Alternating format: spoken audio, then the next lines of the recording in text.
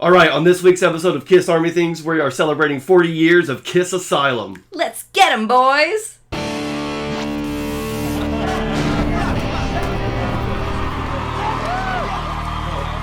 All right, welcome everybody to the Kiss Army Things podcast. This is episode 151. My name is Xander. My name is Daphne. And yes, we are celebrating 40 years of Kiss Asylum, which is perfect because last week was Kiss Alive, 50th. Yes. Yep. This week, Kiss Asylum, 40th anniversary. Thank you everybody for being here, celebrating another era, another chapter in Kiss-tory. Thank you, everybody. We are wearing our off-brand Asylum shirts. Yeah. These are definitely unofficial, but we thought that since they're the only ones that we have, we would wear it for the celebration. Yeah, we don't really wear them otherwise because they're kind of on these weird, like almost workout shirt kind of materials. Yeah, I think we got them off of Walmart.com. Yeah, but the graphic is cool. For very cheap. A couple of years ago, I got one for me, you, and Jeb. Yes, that we would all have them. Yeah, but either way, who cares? Celebrating Kiss. That's the point. That's the reason for the season. So thank you everybody for being here. One thing interesting about Asylum is the release date. So most commonly, it's attributed to the 16th of September, which would be for us next week. But some accounts say that it is the 12th, in which case that's today. We're filming on the 12th, so we are possibly filming on one of the release dates, but who knows? I don't know. I think it's funny how almost every Kiss album has multiple release dates. Yeah. Where you'll see Kiss, the official Kiss account will post one date, and then the fans will chime in with one more date. And here's a third date out of left field. You're like, it could have been any one of these dates. So who cares? And it's like all the fans that were there at the time remember one thing, and then everything you see on Wikipedia, on Kiss Online, on all the official Kiss accounts say another thing, or the calendar says another thing. Right, and then it's like somebody here comes somebody, some Kiss collector. Oh, I've got the contract sheet or the Library of Congress scan that says it was this date, and it's like who actually knows? Who actually it's cares? Somewhere around these few days. I'll do it on the 12th. I'll do it on the 6th. I'll do it in August. I don't even care. I will celebrate Kiss Asylum all year round. We've been listening to it back to back, nonstop. Even just a little bit ago. Yeah, in the car. Going to the post office, dropping off some packages. We listened to Asylum on the way there and back. So yeah, we are primed. We are ready. We are going to be doing a full track by track review of Kiss Asylum.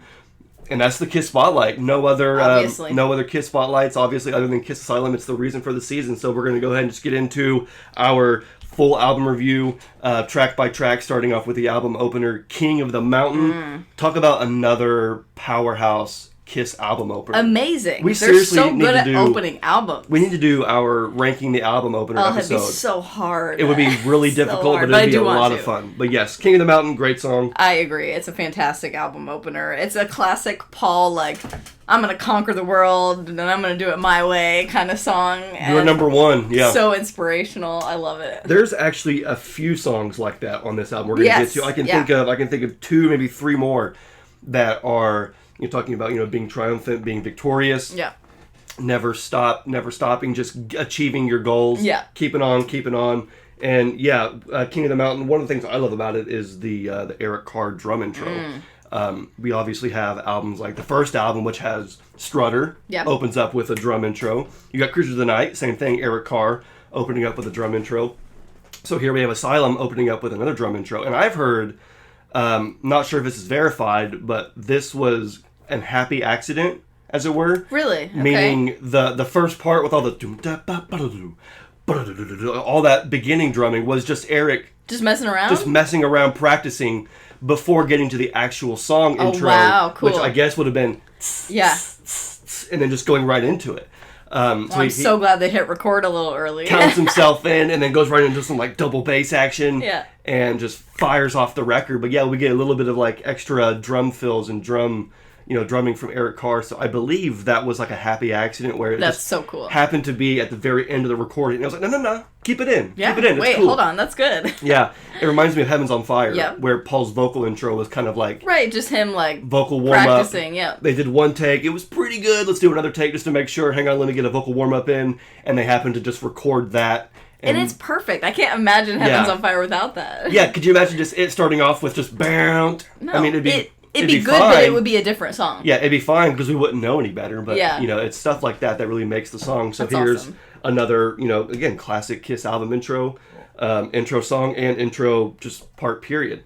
It was written by Paul and Bruce during the Animalize tour, allegedly. I saw that. And then they finished it off with Desmond Child when it came time to record. So that's so cool. I love how many Bruce co-writes are on this album. It's really cool to me. And this is the first record with Bruce. Yeah. As an official member, he did play some ghost parts on Animalize, a couple songs, "Lonely as the Hunter," and I think either "Murder in High Heels" or "When the City Sleeps," one of those two. But he was on 2 tracks on Animalize, and then played on most of that tour, and here he is getting his, first record debut. And yeah, he's coming in as a songwriter. Yeah. He's not coming in like Mark St. John, no offense, didn't get any songwriting credits. To his credit, Vinny did, and of course we all know Ace did. Right. Eric Carr had a few, but yeah, Bruce, when you look at Bruce's, contributions to the band, almost every album, he's contributing, not just with guitar parts and riffs and solos, but also with lyrics and maybe even he's a fantastic and I think underrated songwriter. I think he really is. I think his influence, I think, really elevated this album. I agree. There's a quote that Paul talked about this song saying, "A song like King of the Mountain says that everyone's got the right to feel that they're number one." Yeah. So this is a song where, like, if you're feeling number one, you can continue to feel number one, or if you're feeling number 2 or less, this will bring you back up to, King of the Mountain. It gives you that. It makes you feel like you're King of the Mountain. It really does. It's very so fast, very energetic. Bruce's guitar work is so awesome. Of course, Eric's drumming is just perfect. Those two blend together. This is the first album where they're together. Yeah, I love this lineup. The iconic duo. This lineup is so good. Eric Carr and Bruce Kulick for the first time. So, King of the Mountain, perfect way to start it off. They even played this a couple times on the actual tour. Oh, cool. Live, before it was dropped.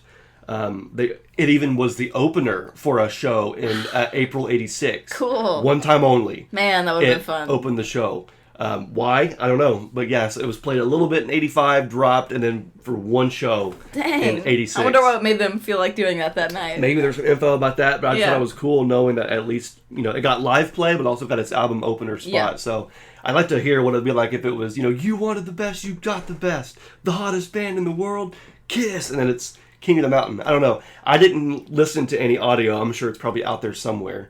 But yeah, either way, really cool to know that a deep cut like that was played live. Nice, very cool. On the tour. But now we're going to get into track number 2, our first Gene offering on the album, Any Way You Slice It, which I got to admit, this is probably my favorite Gene song on the album. Really? Okay. It is a banger, but this might be my favorite Gene song on the album. Really? Okay. I know some people would look at this and think it's filler, but to me, it's just so much fun to sing. It is. I think lyrically it is filler. It is kind of typical cheesy, what corny, song on this sleazy album by Gene is not filler? Is there a song on this that is not filler? We'll get to it, because I do think so. We'll get to it. I'm interested to hear about that. But yes. But yeah, the lyrics are ridiculous. Yeah, we're in the 80s. We're in literally peak 80s, 85. Yeah. We're in the middle of the 80s. Where Gene is at the height of his corny, sleazy. He's throwing cliches at it. Yeah, well, I mean, the title of the song, Any Way You Slice It, is like a cheesy idiom. How many times have we looked at Gene's 80s songs? We did it with Lick It Up. We did it with Hot in the Shade. Yeah. Probably did it with Animalize last year. Yes, we did. And then now this year, we're continuing on with Asylum. So yeah, Gene's lyrics, definitely not much to sink your teeth into, but the song itself is really fun. Although I did like, when he says something about the doctor's orders, I couldn't help think, was it Dr. Love? Oh, yeah. Yeah, there you go. It could be. So Gene, in Behind the Mask, says that he wrote this song while he was living with Diana Ross. So this would have been a while back. Interesting. But the co-writer on this is Howard Rice. Yeah, who is that? And that was a name I never ever knew. So the only information I could find is that in the book Behind the Mask, Gene says he wrote it while he was living with Diana Ross, and his neighbor Howard Rice, who was like an engineer or something like that, and a writer, helped him write it. Wow. And I guess showed him like some chordal patterns that he liked. Interesting. And so he wrote the song, but then got some influence from like a neighbor, Howard. So he's just a random man. As far as I know. I think he also has maybe one other co-write. I'm not sure. That's fascinating. I'm not sure. But yeah, it's a name that could have meaning somewhere else. Yeah. But me being a Kiss fan, I only know the name in reference of Kiss. If anybody watching has more information on Howard, let us know. He could be a random person. He could be somebody else who just happened to be at that place in time with Gene, living next to Gene, and happened to get a co-write. But yeah, all I know is that this guy Howard showed Gene some chordal patterns, and Gene liked it, put him in with this song, and ended up giving him credit. But okay, so it is mostly a Gene only written song as far as the music and lyrics, but as far as riffs. Correct. Okay, cool. Correct. That's interesting. And the reason why I like it is because, once you get into the song, it has that breakdown section where it's just the drums, and it's like, oh yeah, all right. Well, if I told you once, I told you twice. I love that part because as soon as the guitars and the bass drop out, and it's just the drums, down, and it's just Gene, all right, like it just commands your attention. Agreed. That's the best part of the song. I'm like, what's Gene like telling me here? Like, what's gonna happen? And then he says, "I want to be your king. I want to be your king bee. Let me see your hornet's nest," or whatever it was, or what was it? I want to be your king bee. Give me your hornet's nest. Something like that. It's just one of those '80s Gene lyrics where you're like, oh. Okay, and then it goes right back into the chorus, and you're just trying to forget it, but it's so funny. But the way the song ends, to me, is very special. The outro is so cool. That bluesy, you ain't your mama's little daughter, and it fades out, and then Bruce on the guitar, that real bluesy. Yeah. And then, just that last... Just slows that down. last 30 seconds so cool. is so different from the song. Because the song itself is very, any way fast. you slice it. Yeah. It's Lick It Up fast. You got songs on Lick It Up, like Young and Wasted, and, some of those songs. So this is very much in that same vein. They really did keep up with that. Yeah. With Lick It Up. This whole album is, like, very high energy. Very high energy. Yeah. Same with, Lick It Up, Animalize, Asylum. So even though... visually the band's changing, they're definitely leaning more towards glam now, whereas Animalize was just more just hair metal in general. It was just animal print and frills and fringe, but with Asylum they've got the glitter. It's like Dynasty but with no makeup, but I mean, I don't know, I think it works, and I think musically Kiss is, they're staying relatively the same, just kind of evolving a little bit depending on which guitar player's in the band at the time. But anyway you slice it, I think it's positioned perfectly on the album being number 2, because again, I think it's, to me, it's the best Gene offering on the album.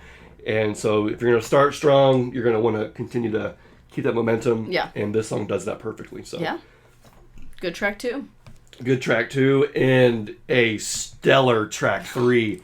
Because track 3 is Who Wants to Be Lonely. This is one of my favorite songs on the album. This is one of my favorites on the album by far. Yeah. There's 2, and this one is one of the 2 that's just right up there. It's incredible. Such a good Paul song. I love it. Written by Paul, Desmond, and Jean Beauvoir. Oh, wow. Yeah. Triple threat right there. I mean, you got like 3 of the best. I mean, Paul and Desmond together, always unreal. Good. Yeah. Paul and Jean Beauvoir, amazing. And now you have all 3 of them together on one track, and I think it's an awesome track. It's such a good song. The pre-chorus gets me hyped every single time. The wake up in the middle of the night, nobody's gonna make it alright. That is so good. Every time I hear that, I'm just like pumped up. It is fantastic. For me, it's the riff, Bruce's riff. It's that little bend or whatever that is at the end there is so unique. It's so cool. I think Bruce is such a tasteful guitar player, and it turns anything into gold. Agreed. Anything into gold with his... I mean, he just knows how to make the song better, more melodic, and just memorable. Yeah, he's my favorite. He's my favorite Kiss guitar player. This guitar... Yes. In Kiss, he's like my favorite too. But this solo is like a singable guitar solo. Yeah. And it's one of those like solos where obviously in the 80s, shredding is really big, and how fast can you play, how many notes can you put in there, and guys like Vinny and Mark took that and ran with it. That was definitely the trend at the time. Yeah. But Bruce really figured out how to, or just innately knew, how to be melodic. Yes. But also fast. Right. How do you be fast and shreddy and current, but also retain melody and music? Yeah, that's such a good way to put it. His solos are so musical. Yeah. And this solo is a prime example. I think that's why I like him so much, because sometimes the shredding, even if it's impressive and like really good, and like you just are mind blown by how somebody could play that fast, sometimes it just sounds like noise to me. And it's not nothing to like grab onto. Yes, but he can play fast while, like you said, still playing gorgeous melodies that you can sing along to, and that's not everybody can do that. No, I can sing this guitar solo. Yeah. Perfectly without knowing what notes they are, and I'm not a guitar player at all, but I just like, I can do all the patterns and then have the spacing, because Bruce just makes it to where it's so easy to digest, and it's like, it commands your attention, and it's just, It stays with you. His solos are really great, and this is one of my favorite ones, especially off of this album. Yeah, I also love the layered vocals on this, and this starts a trend on like the rest of the album. Not every song, but a lot of songs on this album. There are these like crazy, especially on the chorus, layered vocals that just sound like a choir that sound amazing. Kiss is the best. In fact, there's a few songs in a row here where we have that. And I think this one is where it really starts, and it just sounds fantastic. Yeah. It's so big. I love it. Yeah, the choruses, Kiss choruses are always huge, and with the 80s, they were definitely hammering that in. I could have swore this was released as a single. This was one of the this was only released as a single in Japan. Oh, it seems like it should have been. I didn't realize that it was a single only released in Japan. I think it was the first and last 12-inch single that was released in Japan. Wow. None before, none after, and it wasn't released internationally anywhere else, not in the U.S., not anywhere else. But for whatever reason, I had it in my head that this was a single. Yeah, if I had to guess, I would have thought the same thing. Now, there was a music video made. I think it was the last music video, and it was one of those crazy 80s videos where Paul's wearing one of those crazy outfits. Again, it's just glam to the extreme. A little bit of raunchy 80s raunch in there too. But again, the song itself, I think, even though it's nothing serious, it's nothing, not the meaning of life. It doesn't need to be. It's just a fun 80s Kiss song. It's so good. And that's all it is. It's fun to sing. It's fun to listen to. Let's move on now to I'm Alive. Excuse me, Trial by Fire. Trial by Fire. We don't want to skip that one. We'll go to Trial by Fire. This one is written by Gene and Bruce. I saw that. What a cool duo. So I love that. Yeah, Bruce is in there writing with Paul. He's writing with Gene. He's getting his hands dirty everywhere and getting credits and all that. So what do you think about Trial by Fire? I love this song, and I actually think that I prefer this to Any Way You Slice It. Okay. I think Bruce brings out Gene's better songwriting, in my opinion. Fair enough. I think this songwriting is a lot better. I think it's a great song. I thought it was cool that they wrote it together. And it also reminds me, this is another one, kind of like King of the Mountain. Another one of those really inspirational... That's what I was thinking of, yes. This is one of those ones where it's motivational kind of songs. Trial by fire. Yeah, that's what life is. Yeah. The only way to do anything or achieve any sort of success is to try and fail and learn. Yeah, and to not give up. And to not give up. When you do fail, and just to keep going and keep getting better. That's perseverance. That's, endurance and determination and, all those traits that make a successful person. And so Gene's, Kiss in general definitely is, a successful band. And so, I get that. But, I guess I don't know why I like Any Way I Slice It more than this one. This was a good song. But I guess just not as much to sink your teeth into as much. I also love there's layered vocals again. But the layered vocals are great. So good. The lyrics are good. I guess it's just a lazy chorus, maybe. That's fair. The chorus is, I would say, not even my favorite part, other than the vocals. But yeah. I'm with you. I did learn that this was released on the Vault as a demo. Okay. Called Live Fast, Die Young. Interesting. That was the original name that Bruce and Gene had, I guess, toyed with before. Were there different lyrics? Were there different lyrics? There must have been. 'Cause I don't think he says that in the song. Does he? I think it was the same lyrics but different chorus. Okay, interesting. I think it had a different chorus. I think it was pretty much the same. The same verses. Roughly the same. Because I didn't hear the demo, so I'm not sure. But okay, gotcha. But I believe that with a different song name, it had a different chorus. Yeah. But either way, I don't know. It's a fine song. Yeah. It's just some of 80s Gene filler. As much as it is. But anyway, I enjoy it. Yeah. But let's get to I'm Alive, because I'm Alive is again one of my favorites on the track. Same. I think Paul delivered on this album. Isn't this another Desmond Child and Paul song? I'm Alive was written by Paul and Bruce, actually. Oh, Bruce. This is another Paul and Bruce. I think this one, Bruce is bringing the heat. Yeah, for real. I think this was also one that was written on the Animalized tour and then was finished during Asylum. Gotcha. And was, tweaked and all that. But the reason why I like it is because, yes, it has all that energy, but it's brought on by that double bass. Mm-hmm. Eric Carr's double bass drumming is awesome, and it just sucks that the mix is so muddy. I think that if there had been a proper producer, I think this was produced by Gene and Paul together. Okay. Was co-produced, so there was no outside producer bringing any outside knowledge or anything like that. It was just Gene and Paul recording the album. I think they might have even been self-managing at this time. This was a weird time for Kiss. Weird, okay. Yeah. because I don't know, they had gone through some stuff with managers in the past, but anyway, yeah, so it was self-produced by Gene and Paul, so you don't really have anything standing out as far as the production goes.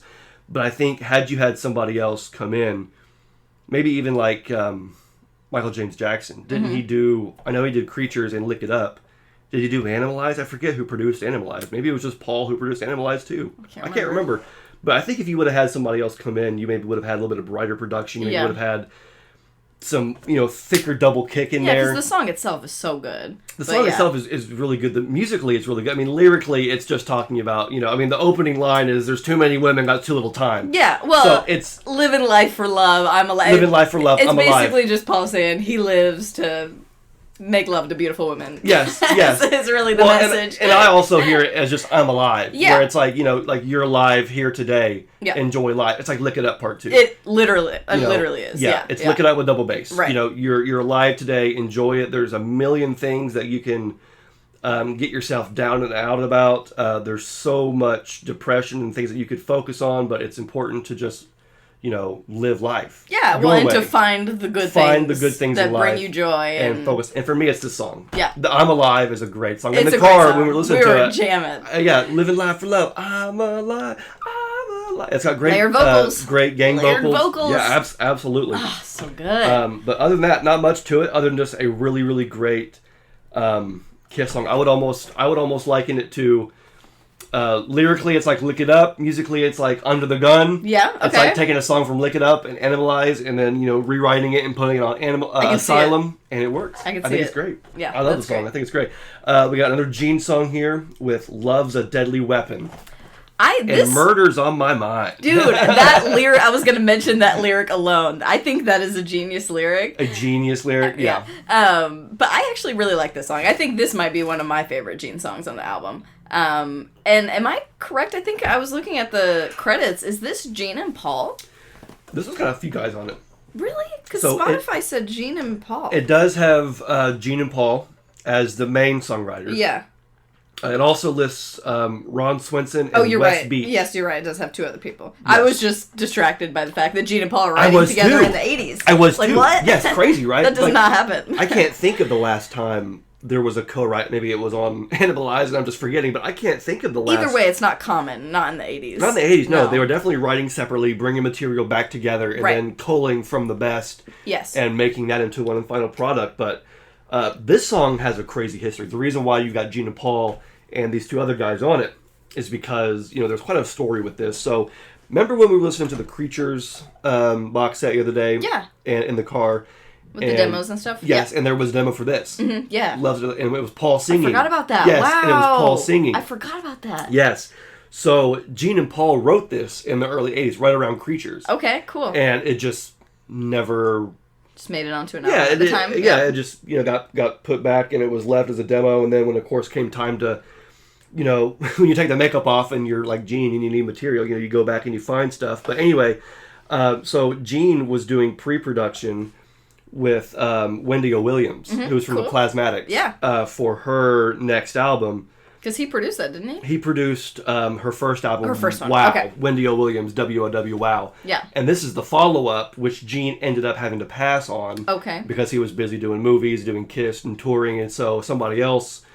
I think produced the album, but while he was doing pre-production with the band, he heard a song called Party by those two other guys, Rod and Wes. Okay. And they're in Plasmatics with Wendy. So that's where they came from. So during pre-production, Gene hears a demo, or hears a song called Party by these two other guys, and liked the riff and liked the music. Yeah. So when it came time for Asylum, he took the song that he and Paul wrote. Yeah.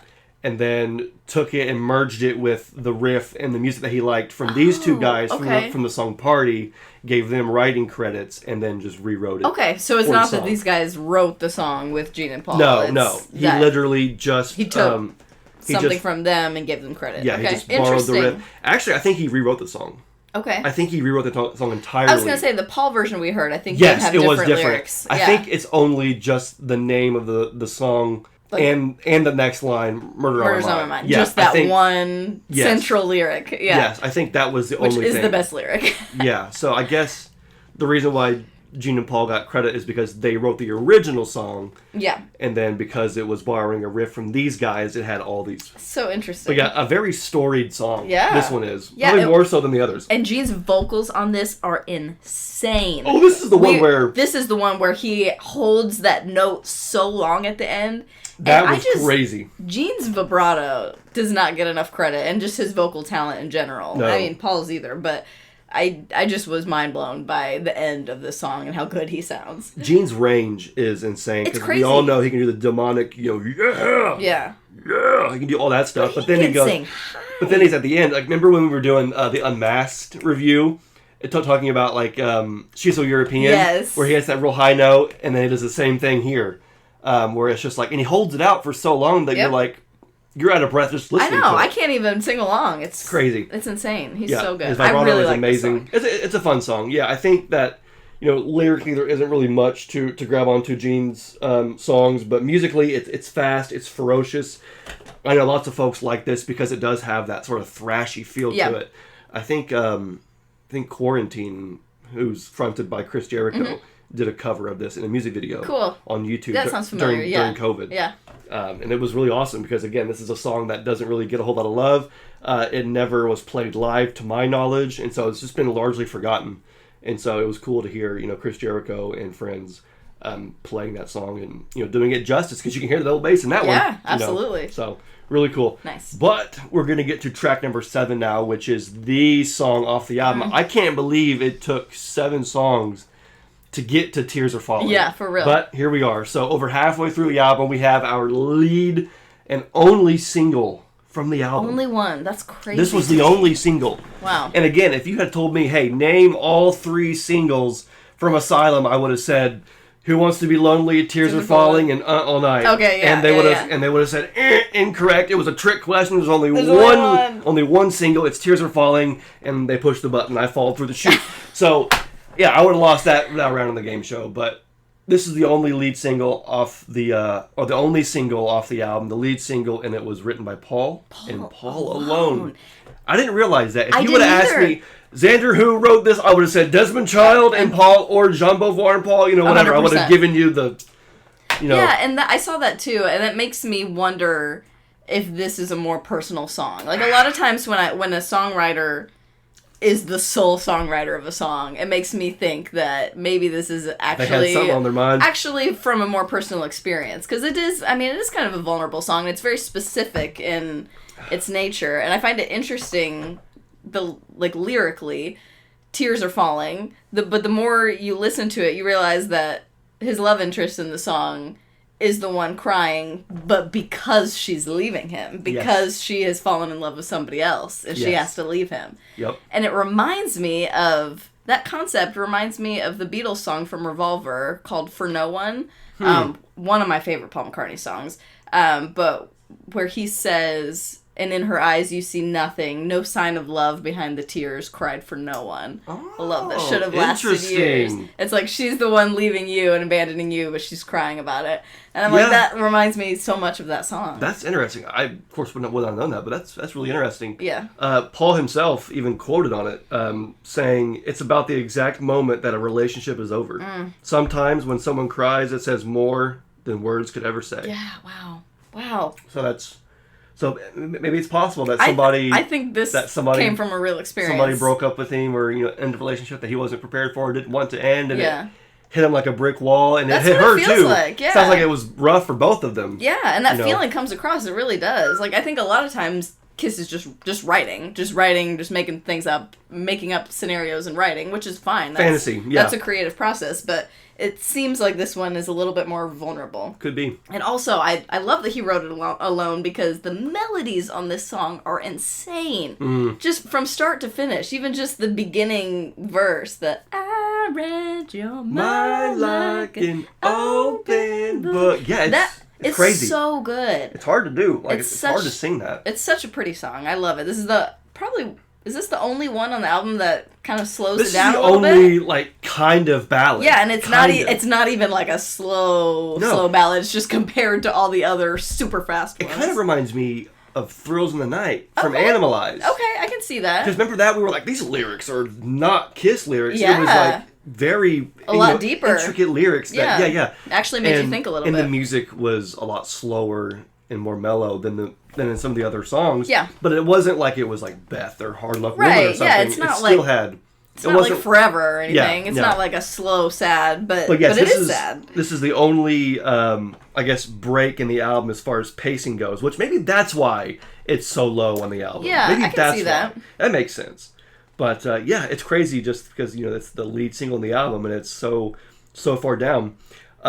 Unfortunately, it didn't really do that well for Kiss. I always thought that this was like a really big smash hit. I thought so too. It only reached number 51 on Billboard single charts, 57 in the UK. The highest it reached was number 20 in the US on the mainstream rock tracks chart. So interesting. It wasn't really a huge hit, which is kind of crazy to me because when you think about name Kiss's biggest 80s hits, it's like you've got Lick It Up and Heaven's on Fire and Tears Are Falling, Crazy Nights, and Forever. There's the 5 songs off of your 5 albums right there, Yeah. It just, I don't know. But at the time, it wasn't really that... the video did really well on MTV, I think. Okay, cool. I think the video did really well on MTV, and it was something kind of like Heaven's on Fire, where it just got heavy rotation on MTV, and that sort of, helped the band with the tour and all that. So MTV was still a big player at this time. Yeah. But as far as radio goes, you weren't really seeing a whole lot of Tears Are Falling being played.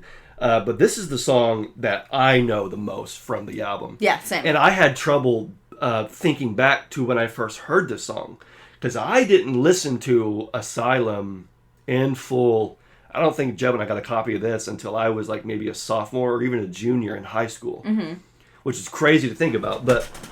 yeah, Jeb and I together would I'll get, this CD and then he'll get this CD and if we want to, we'll just trade. Yeah. And then eventually we got our own copies. But for a while it was like, if you have it, I'm not going to spend my money on it. We're going to share. Because we couldn't. Yeah, exactly. And so it was like, hey, can I listen to your Unmasked? You could borrow my Hotter Than Hell or, whatever. Right. And then eventually it's like, hey, by the way, I got my own copy of Unmasked, so you're good. Yeah. And then eventually, we're good. But I remember when we got Asylum and I ripped Asylum onto my computer to put on my MP3 player so I could listen to it on the bus and at school. Yeah.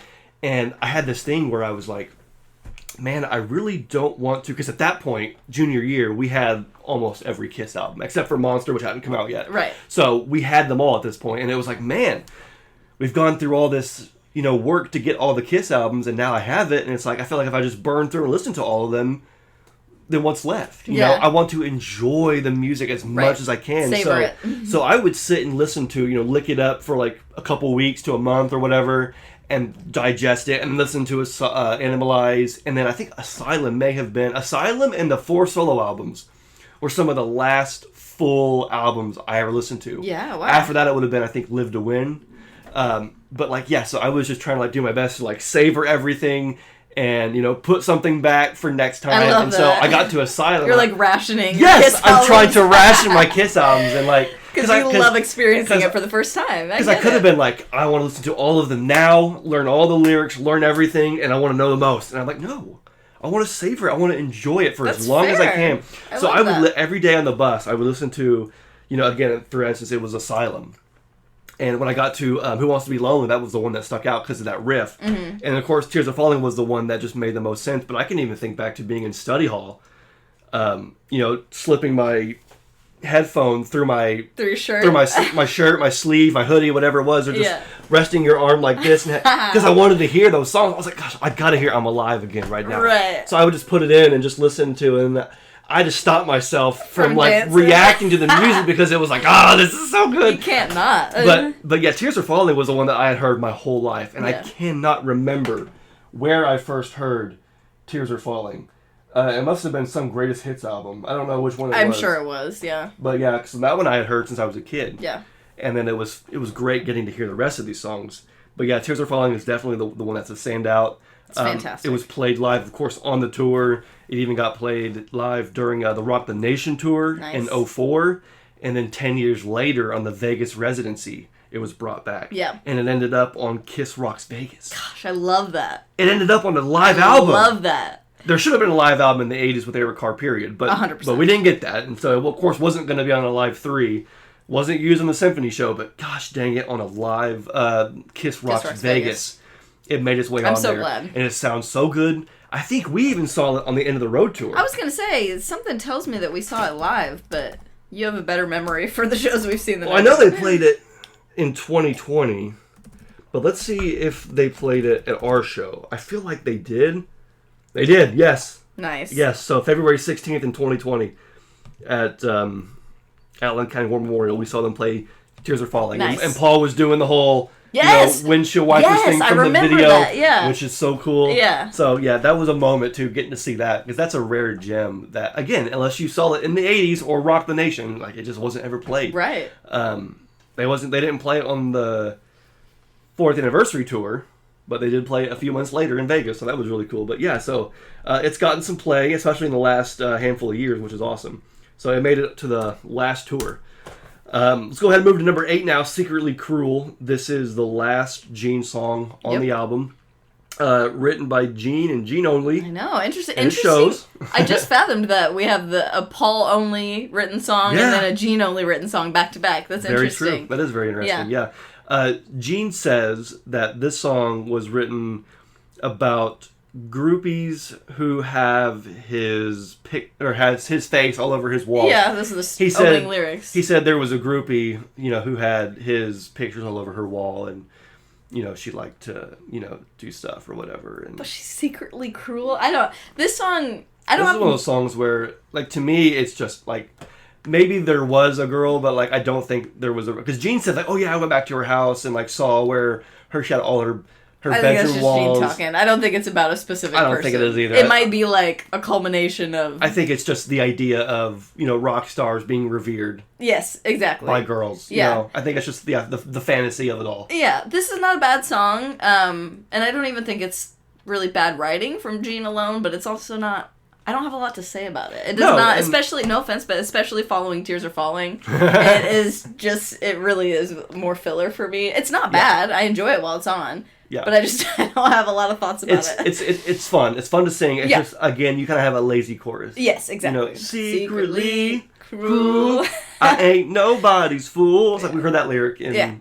Sure or something. It's just nothing new. Nothing new. What I would say about it. The standout thing for me for the track, and I do love this, is the part where he says, you better knock on wood. Yeah, and then you hear the da da da da da. I do like that. That is really cool. I do like that part. You hear it the first time, it's very subtle. Yeah. And then the second time, they actually they bang on it. Yeah, they actually have a knocking sound effect in there, and the whole music stops for the knocking. Yeah. And I like that. It's really cool. That's the only memorable part about the song. But the chorus is very throwaway. Yeah. Lyrically, it's, I saw my pictures on her wall. She cut them out of a magazine. But then it goes, it was a hot day. She wore lingerie. It's like, okay, Gene's just going off on his... yeah. I like she wore thigh-high snakeskin and boots, and she was all over me like a cheap suit. Like a cheap suit. I love, the melody on that is fun. Even though, again, it's all just cliches. Right. Secretly cruel, cheap suit. That's what Gene does best, is cliches. It's just cheap cliches. But yeah, so I can see why it's the last Gene song on the album, but it still is fun. Fun enough. Yeah, not bad. Let's go ahead and move on to number 9 now. Radar for Love. I have a soft spot for this song, and I don't know why, because people do not like this song. No, I would say this flies under the radar. Sorry. Oh, wow. That was terrible. Okay. Zero reaction. All right. We'll be back on episode 152. That was even worse than I thought. No, just kidding. That was no. That was good. I love a good dad joke. But I do feel like it does. I feel like it's underrated, especially being at the tail end of the album. I'm not saying it's one of my favorites or anything, but it's a good song, and I feel like a lot of people just forget about it. I don't know why, but it is one of my favorites. Really? Like, obviously... I do enjoy it. Like, it's not my top... It's not in my top 2, but it's in my top 5. Yeah, okay. I love this song. It's a good song. I don't know why. Musically, it feels like Zeppelin. It has that Zeppelin bounce to it. Interesting. It's kind of interesting, though, because because you have, that very bouncy, almost like Zeppelin beat, and the guitar kind of feels a little Zeppelin-y, but then everything stops, and it's all a cappella. Passion, fire, and... That is cool. I love that part. I think it's great, because it's a cappella, and then the music comes back in, and it's... It sounds kind of like... What Zeppelin song does that? I don't know. But I should know, but... It does feel a little Zeppelin-y, but that's okay. It feels like, the Zeppelin in the 80s, basically, is what it is. So, can I just say that lyrically, I think this song helped me, at least the beginning lyric, helped me grasp this album as a whole a little bit better. Ooh. Because I mean, you guys know this from our previous album breakdowns. I really like to dig into the lyrics and the theme of albums and see how songs are related. And what I was struggling with for Asylum is, why is it called Asylum? I'm not, like, that's a cool name, but I was not fathoming why it's called that and what that has to do with any of these songs. Uh-huh. But the opening lyric to this song, like you started to say it, is passion fire running through my veins.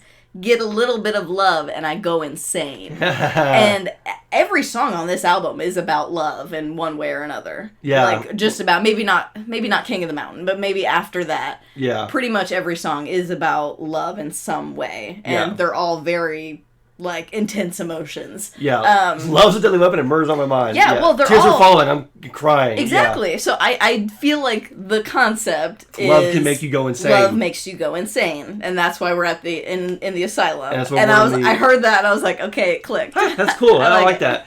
I always, because Paul on tour, like on the San Antonio Off the Soundboard, you know, he would say, everybody wants to know why we're calling this the Asylum Tour. I think it's because if you look out there's a bunch of crazy motherfuckers in the audience. Yeah, you know, that's just fun, Paul. Like, it's Paul stage banter, yeah. So yeah, who knows why it was called Asylum? I think there may. I think that's a pretty good theory, and that ties all the songs together. Yeah, it may have been. I don't know. I can't verify this, but I wonder if it was maybe considered for use on Dynasty, because Dynasty album cover they were in the straight jackets. Yeah, you're right. Yeah, and that was deemed too violent. Right. / a copy of I think Ted Nugent. Yeah. So they changed it. They didn't, do that. And so I don't know if that was so maybe they had that in mind, yeah. But I like your idea because I never put that together. Yeah. You're right. Get a little love and I go insane. Yeah, and I feel like that's all these songs. Emotions on this album. Love has made them go insane on all these songs pretty much. So whether it's I'm happy and I'm alive or I'm sad, tears are falling. Yeah. Either way, it's all really extreme, intense emotions. Get a little love and I go insane. Yeah.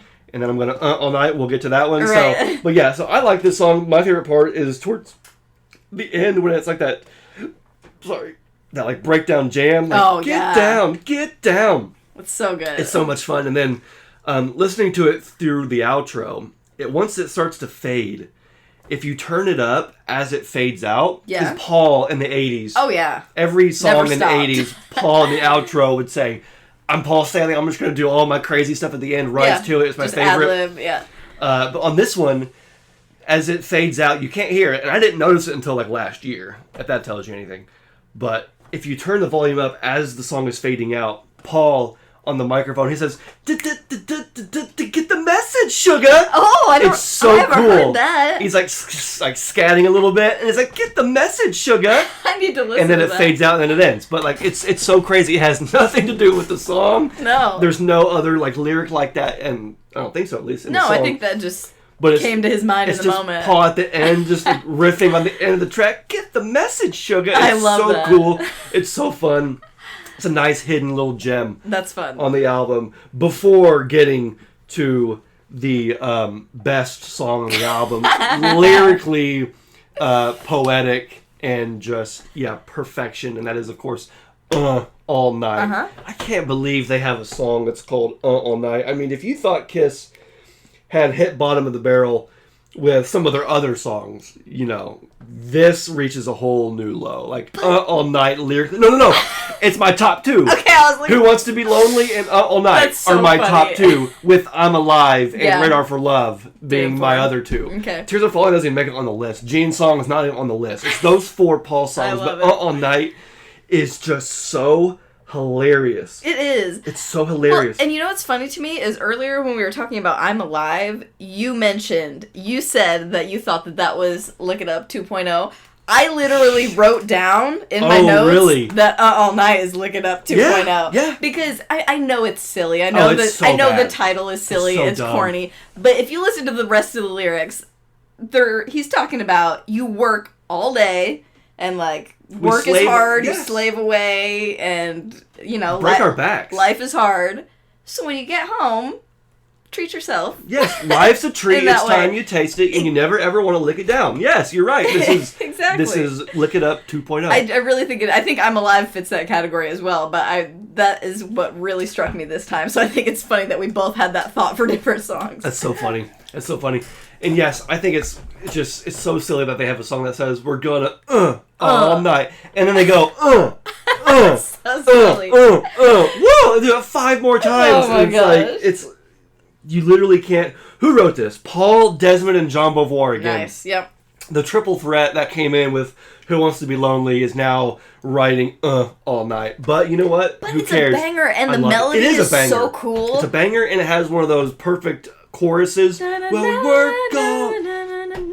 There's a quote from Paul. Paul says, Son of Heaven's on Fire meets Tomorrow and Tonight in a Dark Alley. What? That was Paul's way. So we're saying lick it up.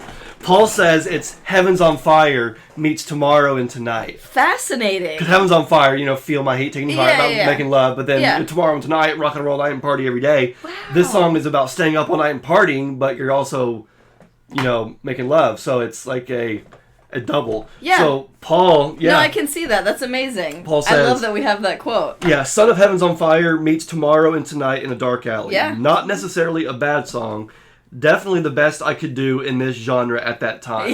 Yeah. I've always wanted us to have anthems, songs that were singable for anybody, whether they could actually sing or not. So the choruses tended to be simple enough that they were somewhere between chanting and singing. Yeah, well, and this has those group vocals too, those layered vocals, like a lot of the other songs. And Kiss's best choruses are like this, where it's halfway between chanting and singing. You mentioned all the other songs, like Who Wants to Be Lonely in this album. You can think back to I Love It Loud a couple albums ago. Mm-hmm. They do that best, where, if you're going to play it live, the whole stadium can, whether they heard it or not, whether they know it or not. Right. They can learn it within 30 seconds. You can learn it within 30 seconds. The chorus, yeah. And that's, where Kiss, I think, operates best, where they have these simple, catchy, anthemic choruses and these songs that you don't need to look for the meaning of life. You just need to let loose and have fun. This song is, kind of like you said, you work all day.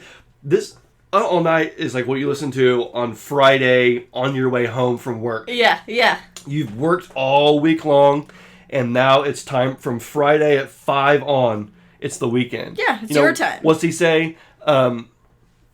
Freedom starts at 5:15. 5:15, yeah. Prison starts at 8:45, so at 9:15, as soon as, 9:15, that ride home, it's like, dude, this is it. I got Friday night, I got Saturday, I got Sunday. Yeah. I'm alive all night, It's time to the king of the mountain, you know what I mean? Yeah. So Asylum, I think, is a really good, weekend album. Yeah, It's a really good weekend album. I think that's fair to say. Yeah. Summer going into fall. I mean, if it came out around this time, it's perfect. It's a perfect fall and summer, summer going into fall album. I think agree. It was some Kiss albums you think, why was that released at this time of year? Yeah. But this one is perfect. I think. Like Hotter Than Hell in October or whatever. Yeah. That still doesn't make sense to me. Yeah, But this September makes sense for Asylum. Bingo. I totally agree. Love it.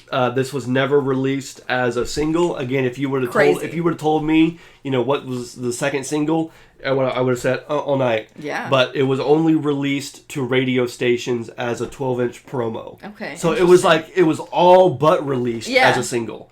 Like radio stations got 12-inch promos, but it was never just officially released as a domestic, as a single.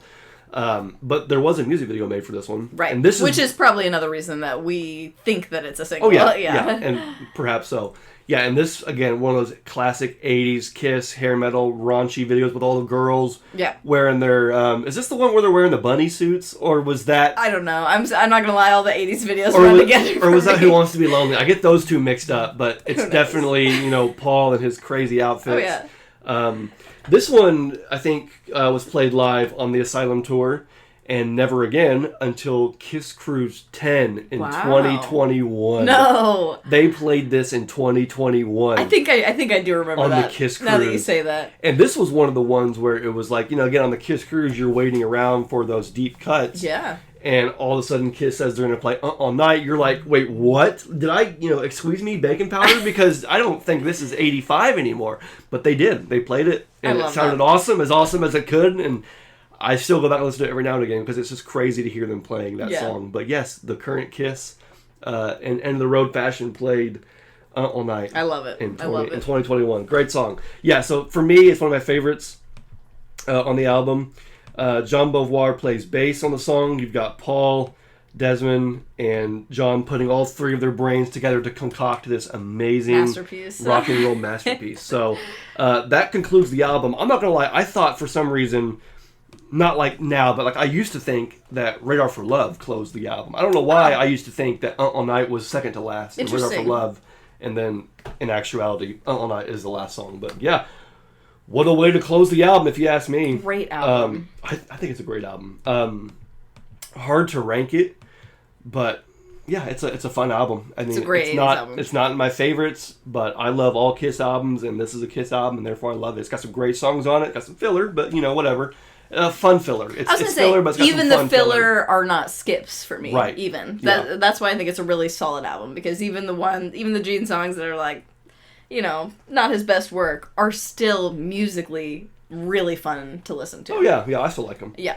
So I'm curious to hear what everybody else thinks. This is an album that's kind of divisive. This usually ends up on everybody's bottom list.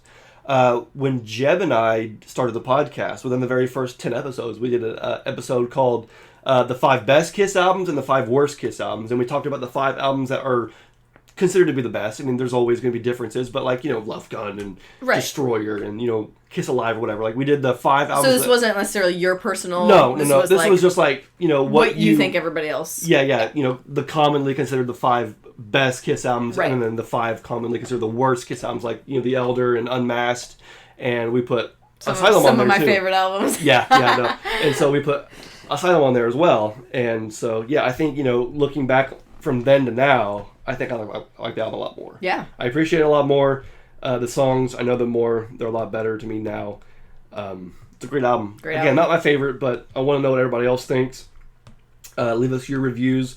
What can you remember about this album coming out? Any promotional stuff? Watching the video on MTV. Did you get to see any shows on this tour? This was an awesome tour. I think this was the tour with this one or Crazy Nights with the big. I think it was this one with the big Kiss logo. Oh, yeah. Because there was always a Kiss logo, but this one was like huge, massive Kiss logo. So, pretty big stage show. Of course, you got Eric Carr on drums and Bruce on guitar for the first time. Well, no, the second time, but... Right. But yeah, officially on the first album with Bruce. And so, I want to know what everybody's thoughts were. Some of us weren't born in 1985, so we want to hear your guys' thoughts. So leave those in the comments. I'm going to go ahead and get to... the Collector's Corner now, which is a lot smaller than last week's. Last week we had quite a few things because it had backed up. We hadn't filmed a podcast episode in a while. Yes, we filmed last week, so I only have one thing. I was going to have 2, and the one item hasn't come yet today. Has been delayed, so that'll be in the next episode. Okay. I'll show that. But I have just one item to show for today's corner, and it is a small boy. It is a little thing. Let's see here. Oh, is it sealed? It came with a box? Dope. Okay, I didn't know it came with a box. That's cute. Really cool. Oh, yes. So I forgot about this. An LA Kiss multi-tool, kind of like a Swiss Army knife. Yeah. LA Kiss multi-tool. It comes in this little box, which I didn't know it came in a box, so that's kind of cool because the picture was just the item itself. But yeah, I'm going to go ahead and open it up. Tiny. So it's tiny. It's got LA Kiss logo right there. You can see it's got a bottle opener there. We have a little LED light, it looks like, right here. I don't know how that turns on. If it's, maybe it's already dead. Might need a battery, yeah. Might need a battery on that. But yeah, obviously really cool. And then over here we have a small blade. How cool. So yeah, it's just a... had no idea this existed. That's so neat. Very simple little tool there. But yeah, I love it because it's LA Kiss. Yeah. But also, it's a multi-tool. It's just, it's random. I love the random stuff. You love random Kiss stuff. I love random stuff, and I haven't come across a really good random item in a while. Did you know about this until you found it recently? I think so, but I forgot about it. Yeah. I think it was one thing that when it came out, this is probably 2014 if I had to guess.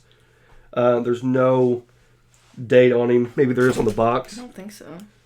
No date on the box. But yeah, if I had to say, I'd say 2013, 2014, 15 at the latest.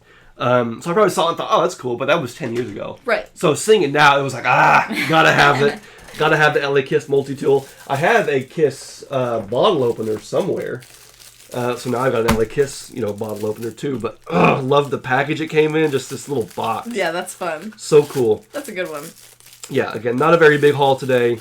But sometimes, the size doesn't matter. It's the item itself. Yeah, and how much joy it brings you, which is a lot. Really cool item. So thank you to Kiss Army Warehouse for that. I've got one more package coming from eBay, and I'll show that next time. But yeah, so there we go. There's the LA Kiss multi-tool day for the corner. And then as far as the Kiss calendar goes, I'm not really going to get it out because we know that either the 12th or the 16th, depending on what you want to go with, who knows, is the anniversary somewhere in there of Asylum. And then we said next month we have Cadillac, which is exciting. Now this I did just find out about before we filmed.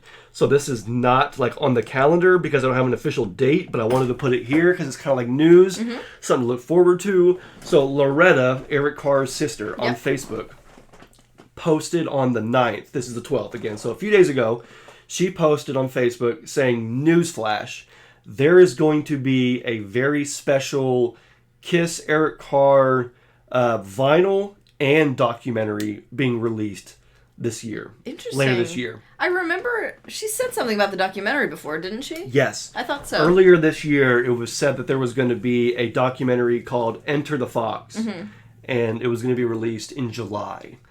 And I almost mentioned this on the show, but I didn't because I was like, I'm just going to keep my mouth shut. But close to July, right around that date that it should have been announced or released, I posted on the page or commented on one of their statuses on Eric Carr's page saying, hey, I could think back to hearing about a documentary coming out called Enter the Fox around July. I haven't heard anything. Yeah. Is that coming out? And I had no reply. So the next day, I went back to check and see if they actually had replied and I missed it, or if somebody else had replied to my comment and my comment was deleted. Interesting. My comment was removed. And when was this? In July? This would have been July, so a few months ago. I didn't know this. So I thought about either messaging Loretta and saying, hey, what's going on? Yeah, or weird. Getting on the podcast and saying, hey, there was talks about documentary. As soon as I ask a question, I get deleted and removed, and nothing gets said about it, and it's just said and done. So I thought, you know what? Who cares? It's their business. Let it go. It's her business. If it gets delayed, it gets delayed. If it gets pulled, it gets pulled. Doesn't matter to me. Or it doesn't include me. Yeah. None of my business. You, yeah. So if my comment was deleted, then it was deleted for a reason. Yeah. And the reason was because it looks like it got delayed. Yeah. It got delayed. It got pushed back. She was like, shh, we're working on it. Shh. Yeah. No. Don't get everybody else all. Yeah, but that was actually in December that was talked about. Okay. December last year. Yeah. I thought it was a while back. In July, it was going to be released. And so it got pushed back because Joey Casado on the show mentioned it when he was on. And said, by the way, for the first time ever, we're announcing the documentary coming soon. Stay tuned. And then Loretta announces it. Okay. And I'm like, where is it? And I get shut down. And I'm like, oh, that's a bummer. Why did I get deleted? So I'm assuming it was just it needed to be reworked, tweaked, finished. Yeah. Maybe they're adding something onto it. I don't know if the vinyl and documentary is going to be a special package deal, but all I know is that it says there's going to be 3 very special Eric Carr Kiss documentary and vinyl releases coming this fall. Cool. Now, she said 3, and I only heard vinyl and documentary, so I don't know what the other thing is. Interesting. If maybe it was just a typo, but again, that's all I know. I guess we'll find out. She said 3 very special Kiss Eric Carr documentary vinyl releases coming this fall. Okay. Well, I can't wait to see what that is. And that means, I hope they deliver this time. Yeah, that means next month or November. Yeah, I was going to say, we only have a couple months of fall. Which also should be Peter Criss' solo album. We haven't heard. True. We have not heard about. We haven't heard a word about that since the announcement. We haven't heard a release date about that. Interesting. That should be coming. I want to try and get a number of copies to sell in the Kiss Museum. Yeah, I think that'd be really cool to help Peter out and, give another avenue for fans to buy that CD. Yeah. But we'll see. I don't know how to get in touch with those folks. So I might end up just buying a bunch myself and then reselling them if I can't get with anybody. But either way, we've got a lot to look forward to. We've got Cadillac and we've got the Kennedy Center Awards in December, and we have this new Eric Carr release coming in the fall. And obviously Peter's the Vegas album. thing in November. The Vegas thing is coming in the fall. A lot happening in the last quarter of the year.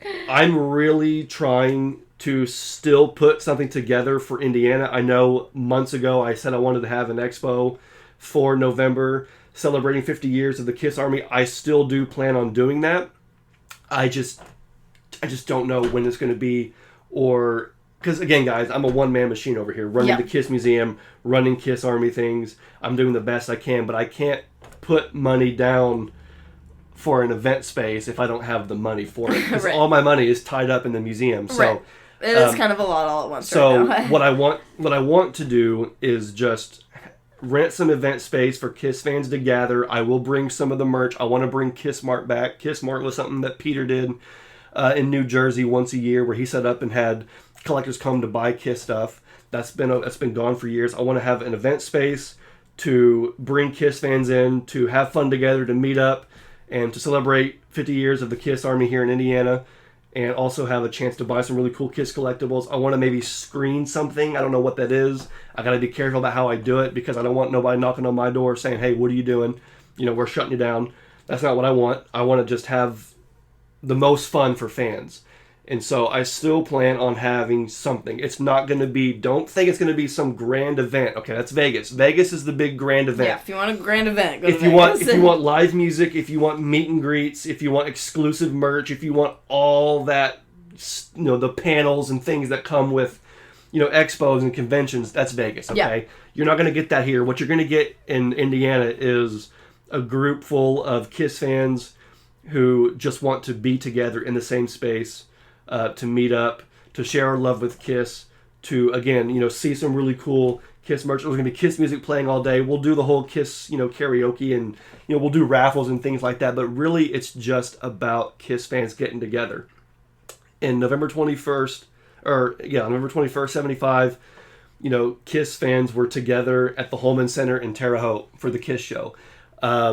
Kiss fans were together surrounding the radio station, up in Terre Haute. So that's what it's about. It's about Kiss fans being together. It's not about, to me, it's not about live music. It's not about how much Kiss stuff I can sell. It's not about getting autographs. It's just about you and I getting together and hanging out. I want to have some fun things, obviously, like, yes, merchandise and music playing and trivia and different things. Hopefully somebody shows up in a costume and makeup. Yeah. I would love to have 3 or 4 people show up and then we do a costume contest. Yeah. We'll just have everybody cheer for their best one, and then whoever wins gets a prize from my table or whatever. There's a million different fun things we can do, but at the core of it, it's just about fans getting together. So I know we're about 2 months out from this date. So if you're in Indiana, Kentucky, Ohio, Illinois, or Michigan, it might be easier for those folks to get out to this event. But yes, I'm sorry that I'm not a superhuman and I'm not just made of money and I can't just do all this stuff at once. But hopefully we can have something happening in November. I think we can pull something off, even if it's small. I was going to say, we can do big events next time. This is about 50 years of the Kiss Army in Indiana. Yeah. That's all it is. I'm not going to overdo it and think about it. It's just, I want fans to be together in the same room having fun. Pretty simple. So, I'll get with you guys soon on all that stuff once I get information. But yeah, I just wanted to say thank you guys so much for being here for talking about Kiss Asylum. Yeah, this is a fun one. One more epic album review. The 80s albums offer so much. I know, it's so fun to dig into these songs. I think we've had the most fun with the 80s albums. I think so too. Whether it's The Elder with makeup, but it's still 80s, So between The Elder, this one, Animalize, Hot in the Shade was a real long one. Yeah. Those have been really fun. We've got 2 more years until we do Crazy Nights, but can't wait. But it'll be a good one. It'll be a good one. So, as we're wrapping up, though, I want to go ahead and give a shout out to our Patreon subscribers. The supporters' names are scrolling on the screen right now. I want to thank everybody for your support over there. I'm trying to think of some more bonus videos and things I can do. But so the Patreon is where I upload a lot of the bonus content, the downloadable content. Of course, the monthly newsletter. I do extended versions of the videos I do on YouTube, and then you get early access to these episodes. So if you want to become a Patreon member, it is $5 a month. You can just subscribe in the link below. If not, that's perfectly fine because you're here on YouTube, and we'll always be here on YouTube. But just want to say a special thank you to our Patreon subscribers. You guys really do help make the show continue in more ways than you know. So thank you guys very much. Anyway, we will see you guys on the next episode. Not sure when it's going to be or what it's going to be about, but it's going to be a good one. Of course, it's going to be a banger. Is. I want you guys to feast on good Kiss content. I want to give you guys crumbs, and so I feel like some of the Kiss podcasts are just treading water right now. Trying to find something to celebrate, find something to critique, and we're just going to have fun doing what we do, and we'll be back when we're back. I know Cadillac is going to be an exciting time. Can't wait, less than a month. I'm trying to think if there's any other things happening, but I don't know. I'll just wait and see. But either way, this one's been fun. Asylum is a great album. I'm going to turn this around. The back cover I think is cool. So good. I'm going to let the back cover shine for the rest of the episode. But anyway, this has been Kiss Army Things. If you're new to the channel, please like and subscribe. Follow us on Facebook. Follow us on Instagram. Subscribe to our Patreon.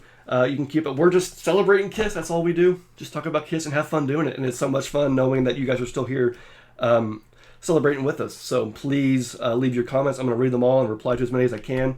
And we'll see you guys in the next episode, episode 152. In the meantime, this is episode 151 of the Kiss Army Things podcast. My name is Xander. My name is Daphne. Peace out, take care, and rock on.